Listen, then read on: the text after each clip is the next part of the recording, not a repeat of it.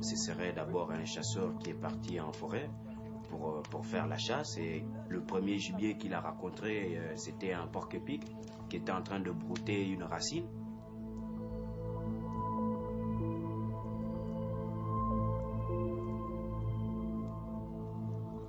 Donc le chasseur qui s'appelle Dibenga est arrivé et il a pris sa lance et ça a transpercé le porc-épic, et en plus ça a aussi transpercé la racine.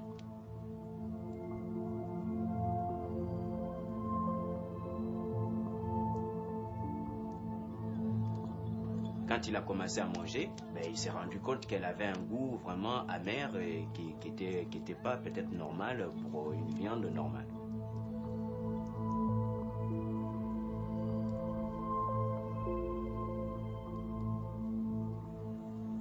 À partir du moment où il a consommé cette plante, il a commencé à avoir les visions, et c'est à partir de ce moment-là qu'il a compris qu'il y avait quelque chose, il y avait un rapport entre les deux qui ont fait qu'il découvre en fait cette plante.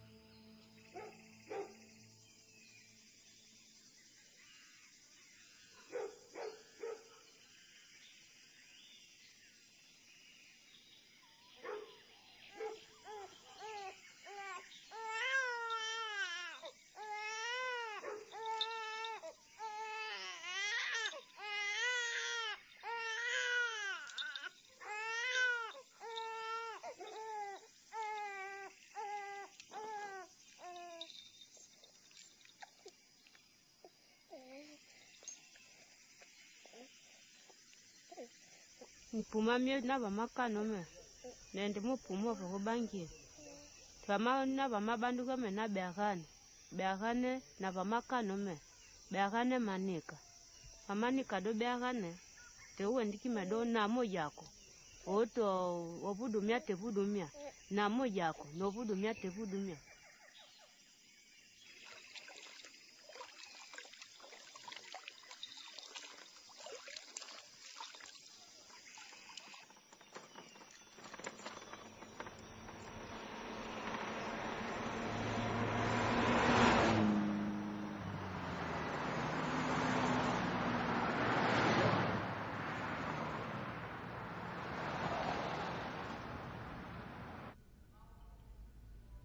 My little girl's name's Lexi, and my two boys are Monty, who's after my father, who passed away, and the other one is Sai, after my name, Sai.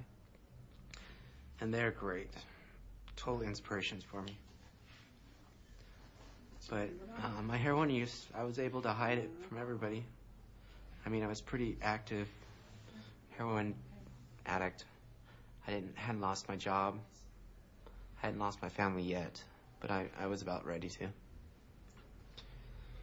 And I knew I just wanted to stop. I have to use daily to get up out of bed, and I would do maybe close to a gram a day, and then I would always mix it with speed so that the heroin and the speed would kind of keep me balanced. But it's no life to live. Every morning you wake up and you're so sick till you get your first fix. And nothing stops you from that first fix. Not your kids, not nothing.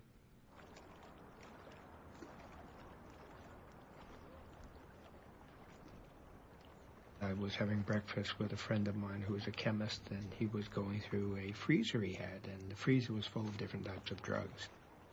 He pulled out a small vial and said, I think you'll be interested in this. I said, well, what is it?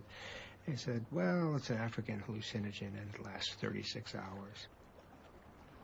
So here I am under the influence of this very powerful hallucinogen, and I get home, and I lay down, and the ibogaine is working and working and working and working. And it's 33 hours later, and I only thought to myself, I'm exhausted, I'm going to sleep for a week, and I'm never going to take this drug again. And I got dressed, and I walked out of the house, and that's when I realized that I was not in narcotic withdrawal.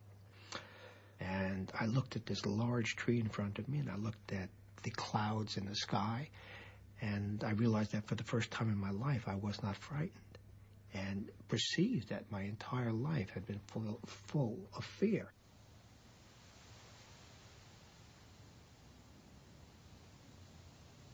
Somewhere, I think it was the end of 1988 or early 89, I believe, I received a call from Mr. Howard Lotzoff, who was living in Staten Island in New York City, and he claimed he had a cure for drug addiction.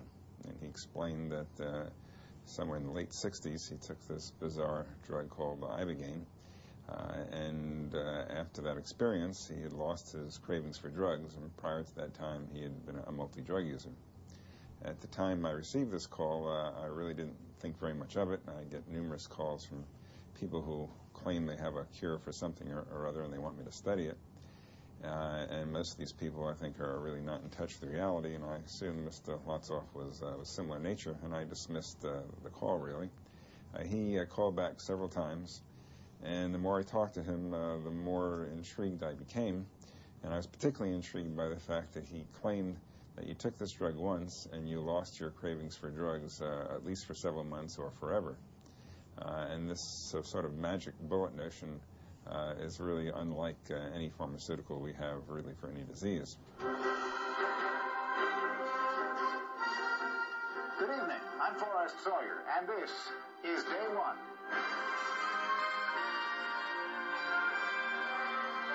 What if we could cure drug addiction with a single pill? I'm clean. I don't have any cravings for cocaine. But the cure itself makes you high. And government researchers wonder if it really cures anything at all. Ibogaine is a psychedelic drug that puts its users on a 3-day trip. It's illegal in the U.S., and no one knows if it really works. It took me from 1984 to 1991 through the leadership of 3 different directors of the National Institute on Drug Abuse to finally get them to take a serious look at ibogaine. Now, imagine that you are a doctor. You spend 12 years getting your education. You spend 15 years in the field becoming an expert. And then the last thing you're going to want to hear is some former heroin addict went and discovered the effective medication that you're looking for. So there was enormous resistance. The Drug Enforcement Agency says ibogaine has a high potential for abuse and no accepted medical use in treatment.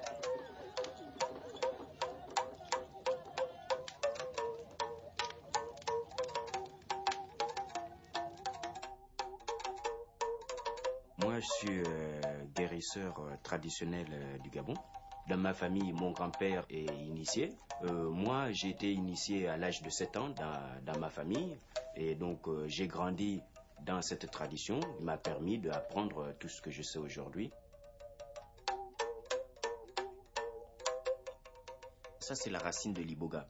Et là, elle est dans son état brut. Donc, c'est un échantillon que j'ai déraciné pour toujours montrer aux gens à partir du moment où ils ont besoin de savoir à quoi ça ressemble l'iboga. Et donc, nous, par exemple, dans l'iboga, on n'utilise pas tout ça. On n'utilise ni le bois, on n'utilise ni cette première peau. On râpe la première écorce de la racine n'est pas mangeable. Donc, on ne la consomme pas, la première écorce. Mais c'est la deuxième écorce. Donc, à partir du moment où tu vas râper la deuxième écorce, tu verras apparaître à peine le bois. Et donc, c'est cette deuxième écorce qui se consomme et qui a les vertus thérapeutiques pour l'initiation à l'IBOGA.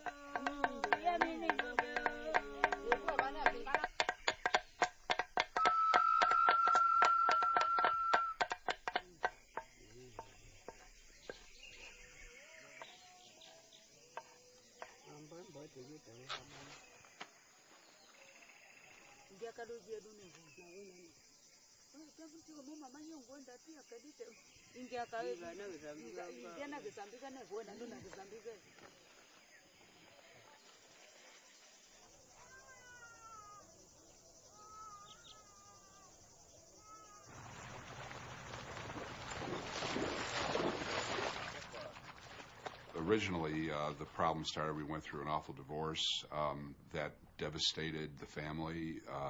It overnight changed our standard of living. And my daughter at that time was about 13, or 13 when she started drinking wine, taking things out of the refrigerator, things like that. And it progressed very quickly to marijuana, anything she could, inhalants, pills.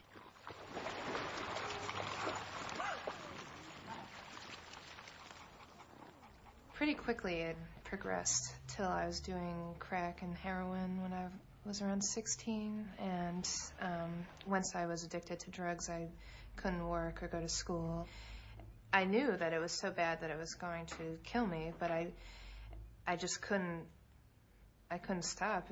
Like the first chance I would get $5 in my hand, it was like this uncontrollable response. But I did come to a place where it was really clear that I had to find a way to get sober, or I was just going to die really soon. I never could accept the philosophy of tough love. I just couldn't. Everyone around me said the only way that you can help is by stepping back and no form of support. But her drug use had gotten so severe that I couldn't step back and just wait for the worst to happen. So I started learning about how to help. I sent her to a number of treatment centers, one in California, one in Dayton, one in Cleveland, all over, and all very expensive, thinking the better the care, the better it would help. Nothing would last. She would go through it. She got so knowledgeable she could teach the courses. She knew it here. But she said, in discussing her relapses, she'd say, I just can't help it. On a number of occasions,